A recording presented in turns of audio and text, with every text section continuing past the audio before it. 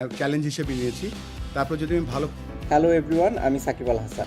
তো আমিও আস্তে আস্তে দর্শক, সিন্ডিকেটের অবসান ঘটিয়ে আবারও জাতীয় দলে ফিরছেন সাব্বির, সাকিব এবং সাইফুদ্দিন। সব ঠিকঠাক থাকলে আগামীকাল শ্রীলঙ্কার বিপক্ষে খেলতে উড়াল দিবেন বাংলাদেশের 3 তারকা ক্রিকেটার। সাব্বির, সাকিব, সাইফুদ্দিন সুযোগ পাওয়াতে দল থেকে বাদ পড়ছেন বাংলাদেশের 3 তারকা ক্রিকেটার। দর্শক, কারা দল থেকে বাদ পড়ছেন দর্শক জানতে হলে ভিডিওটি না টেনে সম্পূর্ণ দেখার অনুরোধ রইল। দর্শক, ক্রিকেটে চলছে রীতিমতো নানান কার্যকলাপ। এক পর্যায়ে দেখা যাচ্ছে বাংলাদেশের ক্রিকেটে চলছে ব্যর্থতা একের পর এক। কিছুদিন আগে পাকিস্তানের বিপক্ষে টি-20 ম্যাচে হোয়াইট ওয়াশ হয়েছে টাইগাররা। তবে ব্যাটিং ব্যর্থতার পাশাপাশি বোলিং ব্যর্থতাও দেখা গেছে জাতীয় দলে।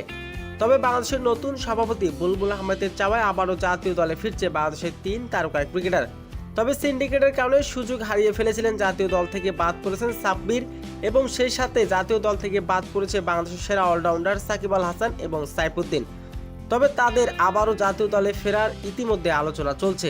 সব ঠিকঠাক থাকলে শ্রীলঙ্কার বিপক্ষে খেলতে বিমান ধরবে বাংলাদেশের 3 তারকা ক্রিকেটার। তবে এবারে দল থেকে বাদ পড়তে যাচ্ছে বাংলাদেশের 3 জাতীয় দলের ক্রিকেটার।